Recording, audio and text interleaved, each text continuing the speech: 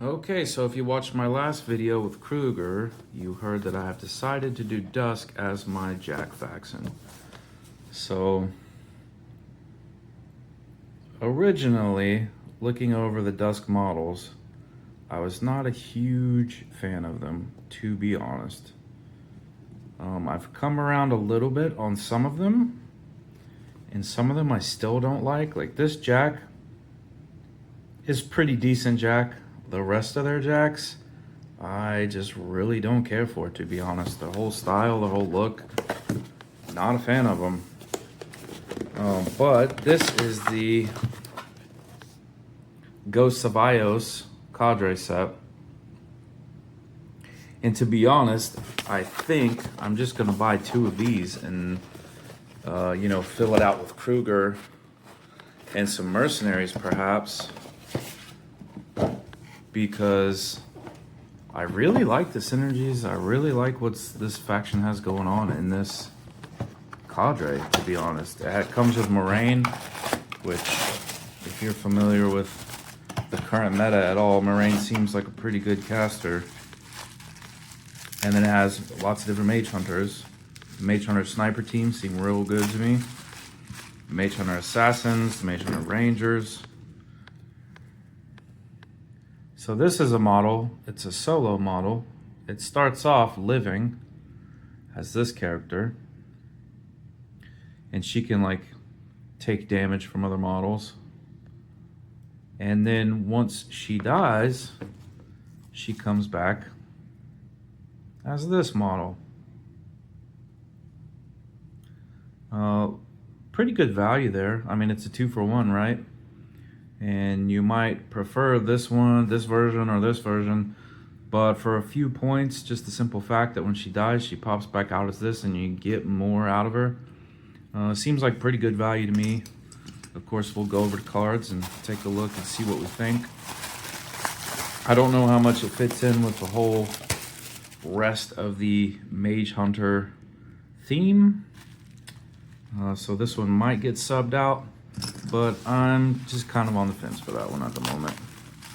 Seems okay model though. We got here some Mage Hunters. So these guys, if I'm not mistaken, are the ambushers. They have a 3-inch melee range. Look at that. That weapon is goofy big. I mean, it's cool, but it's kind of goofy big. Let's see if we can zoom in. Chain details, super cool. The cloaks under there.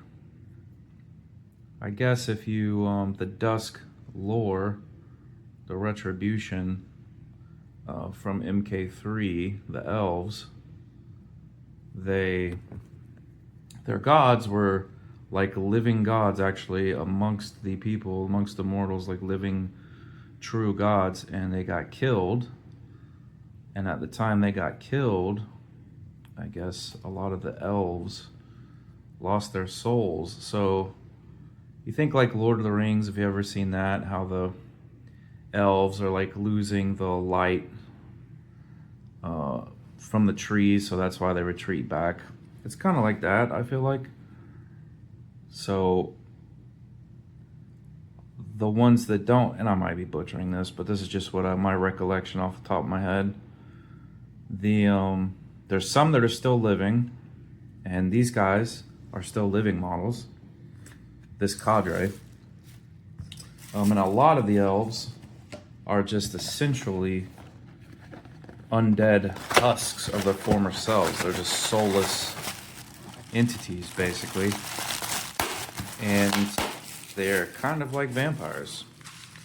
So right now, as far as I can tell, they seem like they're considered a good faction, but I think that's just because they're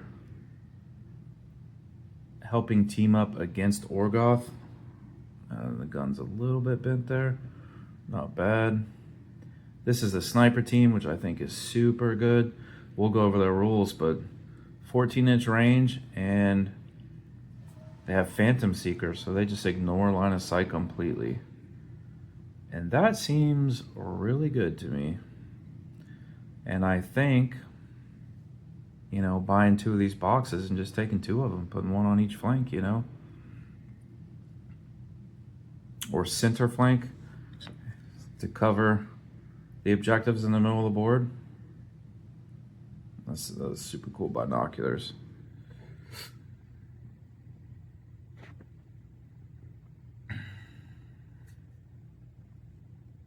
It's got his rope, lots of pouches, lots of backpacks, cool sword on the back, bedroll.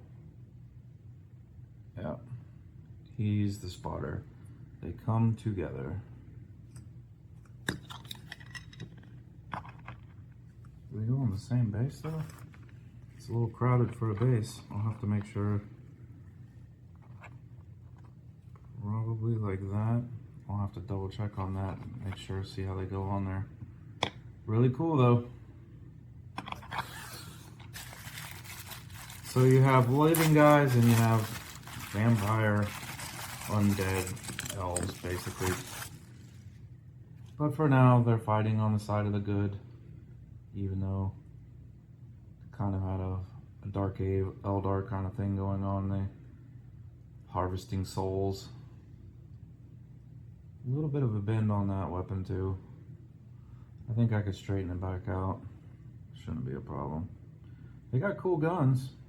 A lot going on there. Of course, a lot of detail. Cloaks are cool.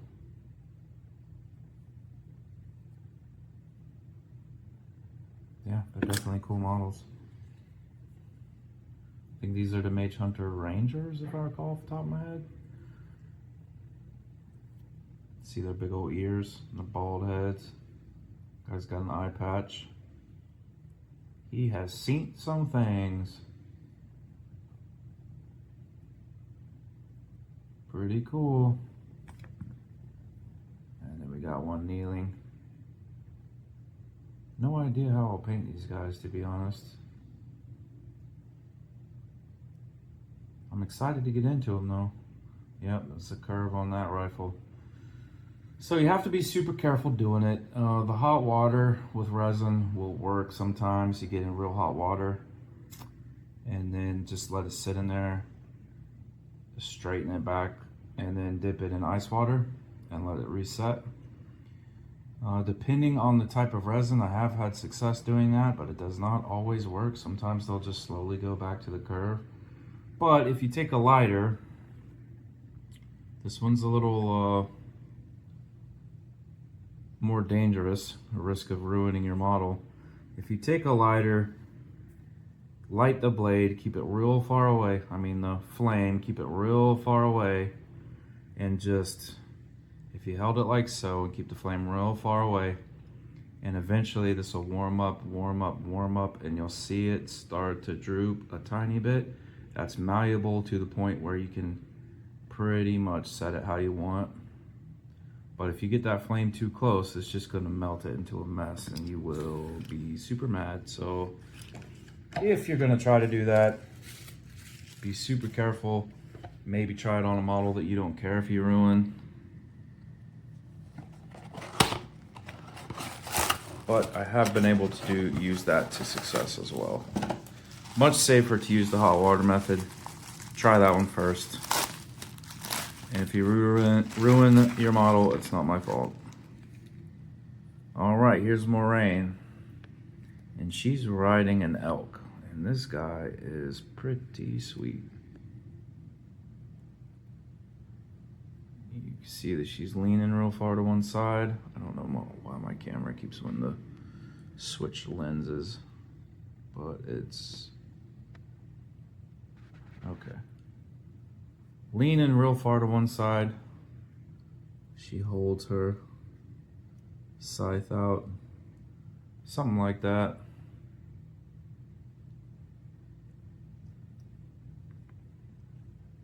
Really cool model, really good caster. Has a lot of good abilities. We will go over the cards shortly when we're done looking at these models. I think all we have left is the Jack. So she looks, you know, more or less like the rest of them. Same cloak, lots of pouches, lots of weapons, lots of detail.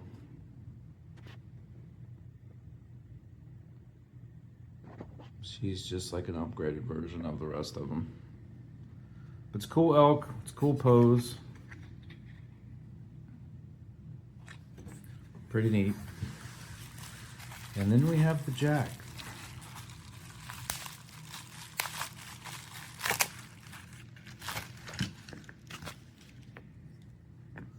This guy's gonna be in 2 pieces. I don't know, honestly. I mean, Israfil, their named character Jack, I may buy him just because he seems pretty good, rules-wise. Even the Jack, look at all the pouches. Maybe Rob Liefeld designed these guys with all these pouches. Let's check his arm out. Oh yeah, that's pretty sick. So this Jack definitely has, well, I felt like he had options, but maybe not. I may be misremembering that. He does not come with any options, however, so even if he does have some in the rules, he comes with what he has. Yeah, so I may buy Israfil, but the other Jacks, man, I just really don't care for the look of the Dusk Jacks. Definitely ain't planning on going infantry heavy, or maybe some mercenaries, because I just do not care for the Dusk Jacks. This guy seems real good though. We'll go over his card. Not only does he seem good, he's definitely the coolest looking Dusk Jack in my opinion. So I definitely am not going to be mad about buying 2 of these boxes and running 2 of them. That's it for the models. That's the Ghosts of Ios Cadre box set. No errors in this one. Everything's how it's supposed to be. Alright, we are going to take a look at the Ghosts of Ios command starter. And they seem pretty good. I've decided to run with Dusk as my Warjack faction. And I think I like everything in this. Valis, the solo, I'm a little on the fence, but I'm strongly considering just buying 2 of these command cadres and running that as the core of my force. Let's start with Moraine. She has 18 health. She is cavalry. She has tough and unstoppable and Pathfinder. Cavalry means boosted attack rolls on the charge. Unstoppable means she can disengage without losing her combat action. She's speed 9, arcane attack 7, mat 7, rat 6, defense 15, armor 17, arc 7, control 12. 15-17 is a pretty good stat line with 18 health. She has funeral rites once per turn when a friendly living Ghost of Ios model is destroyed by an enemy attack while in her control range. She can cast a spell without spending focus. She has prowl, so when she has concealment, she's going to have stealth. And she has a 3-inch reposition at the end of her turn. Super fast. Pretty good defense. Let's look at her weapons. She has a hand cannon. Range 12, rate of fire 1. The pistol quality, and is a magical weapon. And is POW 12. She has a Talon Scythe. It's range 2, POW 15 magical weapon. Has critical grievous wounds, which will deny tough and keep people from being healed. And she has Antlers, range 1, POW 13, with critical pitch. So on a critical hit, the model can be thrown d6 inches directly away from this model. Her feat is Shadow Initiative. Upkeep spells in Moraine's control range immediately expire. This activation, Moraine can cast 1 spell without spending focus for each upkeep spell that expired as a result of Shadow Initiative. So to be completely honest, I don't super love that feat personally. I mean, it strips friendly and enemy upkeep spells. It doesn't specify, and then it allows you to throw a bunch of free spells. Um, let's take a look at her spells. For one, she has Fog of War. Cost 3, models gain concealment while in the spellcaster's control range. And that's pretty important because not only does she have Prowl, but the rest of the cadre does. You will see. She has Mortality. Cost 3, range 10. Target model/unit suffers -2 defense and armor, loses tough, and cannot have damage removed from it. And she has Spirit Door. So this is one of the spells that opens up her shenanigans. It's cost 3. Choose a model in her battle group that is in her control range. Immediately place that model completely within 2 inches of the spellcaster. If the chosen model is the spellcaster, immediately place it completely within 2 inches of another model in its battle group that was in its control range at the time the spell was cast. A model cannot advance or attack after being placed by Spirit Door this turn. That really opens up her mobility.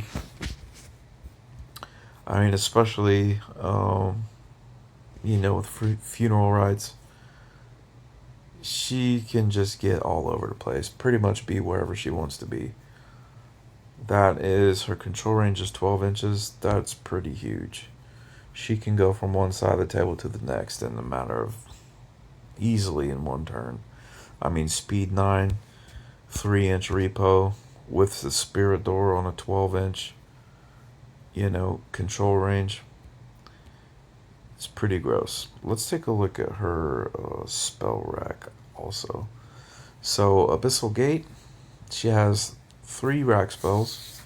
When Abyssal Gate damages a non-leader enemy model, after the attack is resolved, you can place the enemy model anywhere completely within 3 inches of its current location. You can only do that once per turn on any specific model. There's Backlash, range 8, and is upkeep when target enemy warjack that is part of a battle group is damaged. Its controller suffers 1 damage point. There's Battle Lust, which is also an upkeep. Target friendly faction warrior model/unit gains an additional die on melee damage rolls, but suffers -2 defense. Pretty good. There's Black Talons, range 10, AoE 3, POW 12/8. On a crit hit, model suffers Shadow Bind. Pretty good. Curse of Shadows, target model/unit suffers -2 arm. A model can advance through an affected model if it has enough movement to move completely past its base. Deceleration.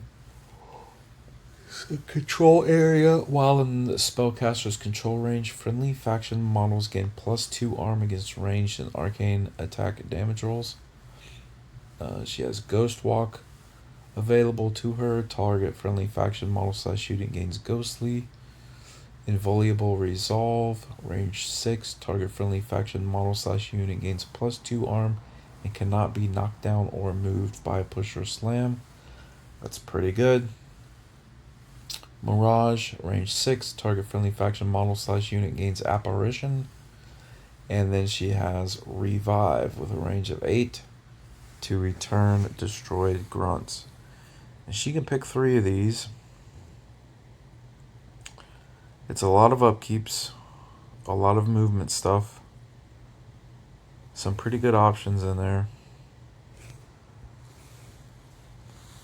Let's take a look at Spectre. This is the Jack. Point cost is 10. You can bring 2 of them. 22 health. It has stealth, dual attack, the slam, headbutt, typical power attacks. It is speed 6, mat 6, rat 5, defense 13, armor 17. Comes with Apparition, so during your control phase you can place it within 2 inches. Has Duelist, so he gets +2 defense against melee attack rolls, which is going to make him a 15-17. Not bad. Generator, just like with Warcasters, if it suffers any damage, you can spin a point of focus to reduce the damage by 5. He has a Shrieker Cannon, a Spray 8, Rate of Fire 1, Pistol, Magic Weapon, POW 12, critical brain damage on a critical hit. A model damaged by an attackless weapon cannot cast spells for 1 round. That can be a super clutch ability, but it being on a critical, I mean, with only being Rat 5, you're going to be boosting the hit anyway, probably. So you have an okay chance of triggering that critical, but at the right time, that's going to be massive. Has a Glaive with range 1, POW 14. It is magic and blessed and has critical brutal damage. So you gain additional die against the target directly hit on a critical hit. And also has a force shield, which I forgot about. So it's range 1, POW 12 with beatback, but it gives +2 armor. So sitting at a 13-19. With Duelist in melee, you're going to be a 15-19. And then, you know, that inviolable, vulnerable resolve spell you could always throw on this guy to make him even tougher. And then with Generator, so you can reduce any damage he suffers by 5 by burning a point of focus. This little guy for 10 points seems extremely survivable. Plus he has stealth. He seems pretty good. I'm not going to lie. I mean, his POW isn't great, but he has a lot of utility. He's super survivable. I like him. And would not feel bad about running 2 of them. Let's take a look at the Mage Hunter Sniper team. So they cost 3 points. You can bring 2 of them. They have 5 health. Just Pathfinder and Advanced Deployment. Speed 6, Mat 6, Rat 7, Defense 14, Armor 13.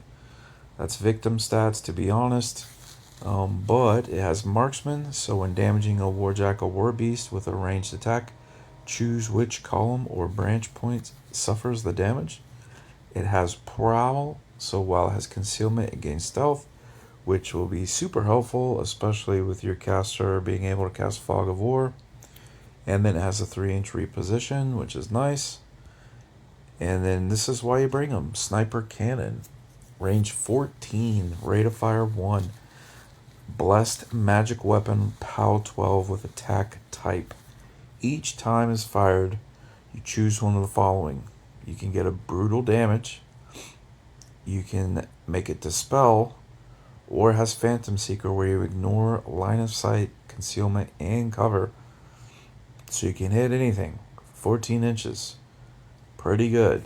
You could park it behind a house and just shoot through the house the whole game if you felt like it. With reposition, you know, you could move out, take a shot, reposition back behind the house. Pretty good. Brutal damage is not bad on models that you don't have to use Phantom Seeker on. You know, having 3 dice on a POW 12 that's blessed, pretty decent. Dispel, that could come in clutch. It can strip upkeep spells and animi on enemy model / units. So, pretty good unit. I rate this unit pretty high. You know, Rat 7, you should probably be aiming a lot. I mean, you're range 14, so you'll probably have the opportunity to be aiming a lot. Being able to completely ignore LOS is pretty good. The options on the attacks is pretty good. For 3 points, I'm bringing 1. And I'm definitely probably bringing 2. I mean, I like that unit a lot. Let's look at Valis. Now, this is the one that I'm kind of on the fence about, to be honest.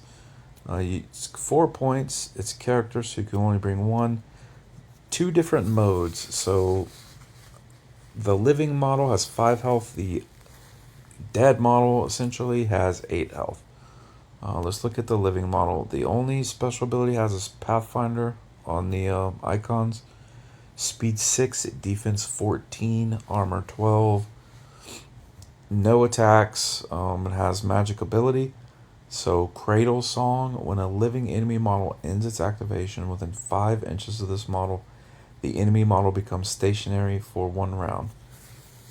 That's crazy good, to be honest with you. 5 inches, though. Yeah, I'm just not sure how I would play her. Let's see what else she has. Restoration. So, range 1 heal. That heals D3 plus 1 on a friendly faction warrior model. Not bad. Grim Returns, range 5, can restore a grunt. Not bad. Has Spirit Vessel. So it begins as the Living Valis, and when the Living Valis is destroyed, before removing her from the table, you place the Avenging Spirit complete within 5 inches of her location. She also has Thread of Life once per turn. When another friendly living non-leader faction warrior model within 10 inches of this model is hit by an attack, this model can suffer D3 damage points to use Threads of Life. If it does so, the friendly model does not suffer a damage roll from the attack. So that's pretty awesome. I mean, it can help keep your sniper team alive, or any other like specific teams you need at the time. It is a decent ability. Then it deals her D3 damage, which she could just heal off herself with restoration. She definitely has a lot of utility, and that Cradle Song is super bonkers. Let's see what happens when she dies. She comes out as the Avenging Spirit and has Incorporeal and Undead. Speed 7, Mat 7, Defense 14, Armor 12. Apparition, 2-inch move in control phase. She has Finisher, gains an additional die on damage rolls against damaged models. Poltergeist, when an enemy model misses this model, you can push them D3 directly away. And Void Walk, once per activation, immediately after resolving an attack in which it destroyed a living or undead enemy model with an attack during its combat action, you can place this model anywhere completely within 8 inches of its current location. Has 2 attacks, range 2, POW 12, continuous effect, corrosion, and magical. There's a lot of value here for 4 points. Just because she starts in one form and when she dies, she comes back in another form. Her defensive stats are not great, 14, 12. She's going to go down pretty easy. But I don't know. I think I'd probably hold her in the back, use her for heals, use her for Grim Returns, use her for the random Threads of Life if I need to save. 10-inch range on that's not bad at all. So hold her in the back, and if somehow she dies or if they get to her, she comes back as an Avenging Spirit, and then she can go out there and try to do some work. I don't hate it. It's 4 points. In my list that I have made up right now, I do have her in there, but if I need a 4 points, that's where it's going to come from, I believe. Let's look at the Mage Hunter Assassins. 6 points. You can bring 3 units. You get 3 grunts. They have Ambush and Advanced Deployment and Pathfinder. Speed 7, Mat 7, Defense 14, Armor 13. They have Prowl, which remember you're dropping Fog of War with your caster. Their attacks, they have a range 3, POW 10, Magic Blessed Chain Weapon. It has Decapitation. Any damage exceeding the arm of the model hit is doubled. A model disabled by this attack cannot make a tough roll. And it has Blood Shadow. So if this attack boxes a living or undead model, this model can gain Incorporeal for 1 round. So if you are bringing these guys, your opponents better be very careful of what they put next to the table. I believe Ambush is within 3 inches. Yeah, I'd have to pull up the rulebook for that. I'm pretty sure Ambush is within 3 inches of the board edge, and then they have a 3-inch range. If these guys can pop out on a board edge and get some decapitations in, with their chain blades on some units, and then they will become incorporeal, and that will help their survivability a lot. And then the opponent has a very dangerous unit sitting on the flanks. With the 14-13, that is going to be dangerous. Ambushing them. Probably, depending on the matchup, right? Probably be advanced deploying them a lot. That way they can benefit from the prowl from the caster. Of course, Moraine's fast enough. If they do want to pop out somewhere, Moraine can easily get over there to pop a prowl to help protect them, to pop a fog of war. I like them. I love the fact that if they kill something, they become incorporeal. That's a super cool ability. Decapitation is nice. It's only a POW 10, but it is a chain weapon. It is blessed.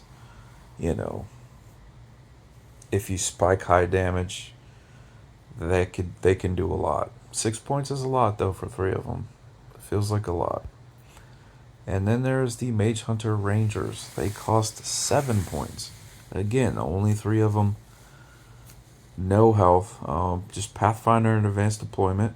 These guys are Speed 7, Mat 6, Rat 7, Defense 14, Armor 13. They have Prowl, again. They have Sniper. Instead of making a damage roll to resolve a ranged attack, this model can inflict 1 damage point. A model disabled by a ranged attack made by this model cannot make a tough roll.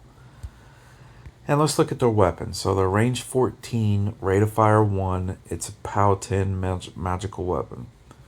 So it does have Snapfire. When this model destroys one or more enemy models with a ranged attack with this weapon during its combat action, immediately after that attack is resolved, this model can make 1 basic ranged attack with this weapon. Attacks gained from Snapfire cannot generate more. So ideally, you are shooting at single wound models, just plinking them for a point of damage, because POW 10 is not going to do much. I mean, depending what you're shooting at. Plink them for a point of damage, get your Snapfire off, plink another one for a point of damage. With a 14-inch range and a Rat 7, these guys aiming a Rat 9, they should be hitting basically everything. With a 14-inch range is super long. Essentially, hopefully, best case scenario, these 3 dudes are killing 6 guys a turn, And they're denying them tough, which is huge. Think about Crix or any of the tough models, especially tough hordes, lots of models. These guys can just help take them off the table. And then they do have a blade, which is just range 1, POW 10 magical weapon. Not going to be doing a whole lot with that. The shots are why you bring them. But yeah, that is the Ghosts of Ios command starter. I like it. I like everything has, magic weapons. Everything has prowl. Moraine is super fast, can get wherever she wants to be. The Spectre is a super survivable 10-point jack. There's lots of movement shenanigans. There's ignoring line of sight shenanigans. There's ambushing. I feel like this is a super cool command starter, and 2 of these. You can't take the second Valus, but if you just bring like 2 of these and then a Kruger, and then you are well on your way to have a good list, in my opinion. Maybe bring the Israfel. Seems like a super good jack. The character jack. That's basically my plan. So I'm gonna start off with Dusk. Let me know what you think.